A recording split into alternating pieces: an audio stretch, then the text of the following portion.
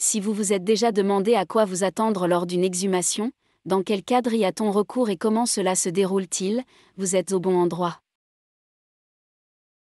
Il s'agit d'un processus qui consiste à ouvrir une sépulture afin d'accéder au cercueil présent dedans. Dans le but, souvent, de réduire les restes mortels. La première étape comprend l'ouverture ou le démontage complet du monument funéraire présent sur la concession ainsi que le creusement ou la manipulation du dallage afin d'accéder au cercueil. Tout ceci est réalisé en tenant compte de toute sensibilité culturelle ou religieuse qui pourrait être impliquée. Une fois les préparatifs terminés, l'équipe procédera donc à l'exhumation. Cela impliquera de retirer les restes de leur lieu de sépulture et de les dans un plus petit cercueil appelé reliquaire ou boîte à ossements. Tout d'abord, il y a des démarches administratives à réaliser avec l'entreprise de pompes funèbres.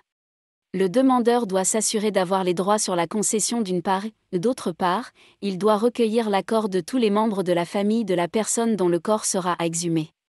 En effet, comme l'indique la loi, toute demande d'exhumation est faite par le plus proche parent de la personne défunte. Celui-ci justifie de son état civil, de son domicile et de la qualité en vertu de laquelle il formule sa demande.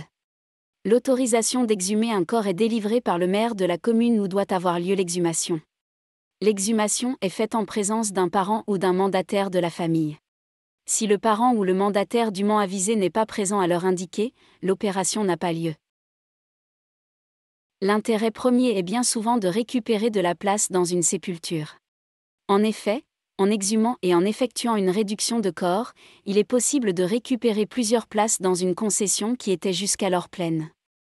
L'autre raison qui pousse les familles à avoir recours à une telle procédure est un déménagement. Parfois, les familles déménagent et souhaitent fonder une nouvelle sépulture familiale plus proche de chez elles. Enfin, la dernière raison qui ne relève pas du fait de la famille est dans le cadre d'une enquête.